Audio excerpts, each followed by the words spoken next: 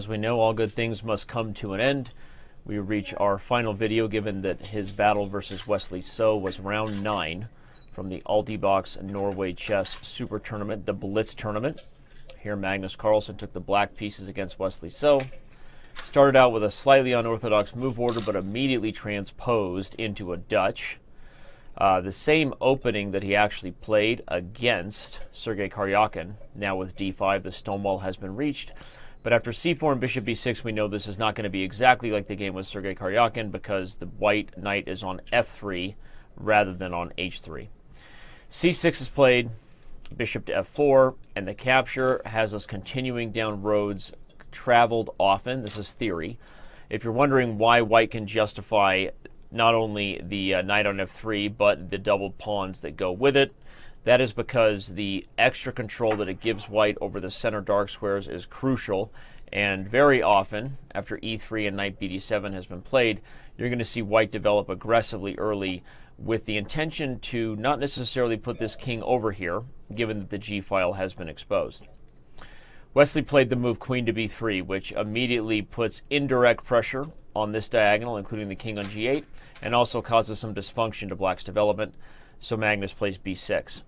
The issue is that after knight to g5, Magnus has some things to figure out. He needs to guard the e6 pawn, but he also has to be worried about tactics here, where white might just capture everything and blow open the diagonal. Rather than allow those tactical opportunities to continue, something like rook to e8 might even allow things to blow open, Magnus decides to play the simple move, knight to b8.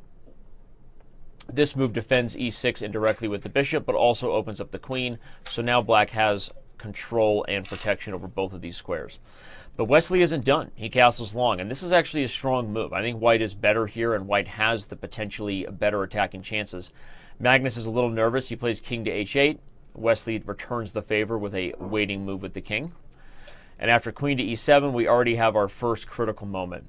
In the game, you're going to see that Wesley played the move rook to c1, which is a good full board, balanced approach. I think in hindsight, analysis shows that maybe he could have been more aggressive with a move like h4.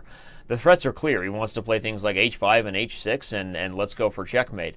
But just to show a line, if black plays h6 himself, not only could Wesley play moves like bishop f3 and try to bring the queen around because this knight is kind of poisoned, but you can also see variations where the knight just comes back to f3, and suddenly the pawn on h6 wishes it could go back in order to guard this g6 square when you see ideas like knight to e5 about to come in. So again, Wesley didn't play that. He played the move rook to c1, and as we said, was taking more of a full board approach. Magnus took his time thinking, allowing us that time for analysis, because he knew we were going to do this video, and then he finally played h6, as you just saw him do. Wesley still could have played a move like h4 here and tried to call Magnus's bluff, but he decides to immediately retreat the knight, which makes sense. Again, if he can get the knight in there, you may see tactics that start occurring. But after knight b to d7, we're going to get a trade if that happens.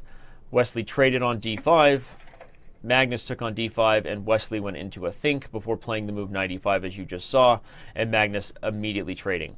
To talk about the think Wesley just went into, I think it was justified, because I don't think knight e5 was the best move. I think knight to b5, opening up the c file and keeping the tension in the position, given that this e5 square remains available, given that there's threats like rook into c7. This is tough for black. To show you an example line I looked at, if a6, knight to c7, rook a7 is played, white can even be as aggressive as a move like rook to c6, attacking e6, attacking b6, and moves like knight to b8 to open up the door, walk into tactics like knight e5. Suddenly knight to g6 check is a threat. The b6 pawn is hanging. You can check the analysis for yourself, but what did become clear is that after knight e5 and the massive simplification here that happened, Wesley So probably regretted being so directly aggressive, as now black plays bishop a6 in the game. Wesley tried to trade off things in order to keep the equality, with that bishop on a6 being such a dangerous piece, threatening things like bishop d3. But despite the trades and the eventual trade and simplification on the c file, Magnus was doing well. And probably in hindsight, again, Wesley would have thought that maybe in this position, instead of playing the move knight to e2, where he could have maybe kept this f4 square open, he might regret the fact that he played f4 so quickly, allowing black to trade on c3, as we see Magnus do. Again, I think knight e2 was probably white's last chance to maintain the balance. But he played f4. Magnus calculated, took on c3, traded, and immediately brought the queen to h4. And suddenly you see white's pawns are weaker than black's. Wesley plays one, believe it or not, already nearly critical blunder with the move queen a3, misplacing the queen and allowing Magnus to grab control over the c-file. Suddenly, things are getting very dangerous. He takes a7 and Magnus takes h2, and Wesley realizes queen to c2 check followed by queen c1 mate is an issue. a3 seems to do the job of protecting this idea, but after the very, very strong queen to g2 that we just saw Magnus play, you see rook d1 is not possible because of queen c2, rook to c1 is not possible because of the trade, which means the only move is rook e1. And now Magnus just continues to play the two-step, plays queen f2 with tempo. Still, rook d1 not possible because of queen check, rook c1 not possible because of trades, and takes here with check. And that means if we have to run to h1, well then black just gained 2 tempos along the way to gobbling up not just the e3 pawn, but eventually the d4 pawn, as you see Magnus grab now. So suddenly it becomes clear that 𝙬's position is far from desirable. Queen to d7 makes sense, it's a fork, but Magnus can protect both of them with a check and tempo.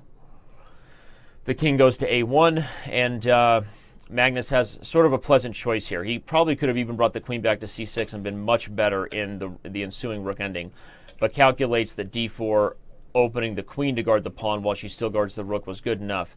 And that's because rook to g1 threatening checkmate can be met by rook to g8, and rook to d1 can be met, as we're about to see the players play. Sorry, I got a little bit ahead of that in the analysis. Rook to d1 can be met by the move d3, sacrificing the d3 pawn for the f4 pawn, which proves to be a more critical pawn as it provides protection for e5. Wesley takes it, Magnus gobbles up f4, and you start to see that white may be headed toward a position where black actually has 4 passed pawns on the king's side as soon as he can eliminate e5. Queen to d6 is played, we get a check, we get another check, and now the f4 pawn is going to join the attack as the players, I believe that's Maxime Vachier-Lagrave looking over, and maybe even Aronian, began to gather around and watch Magnus do his thing as he was nearing his way toward a victory at the Norway Blitz Super Tournament. Rook to c3, the queen goes to d5, as we're about to see, offering the queen trade and still putting the question to 𝙬how he intends to deal with so many passed pawns over here on the king's side. Wesley realizes his best chance is to go for counterplay, so he gobbles up the b6 pawn. After queen takes e5, though, his best efforts to try to stay in the game of the race that begin with the move pawn a4 run into serious issues as soon as black points out that his pawns are faster. Rook to f8, the rook goes behind the pawn, and we know what's coming next. We have threats here. And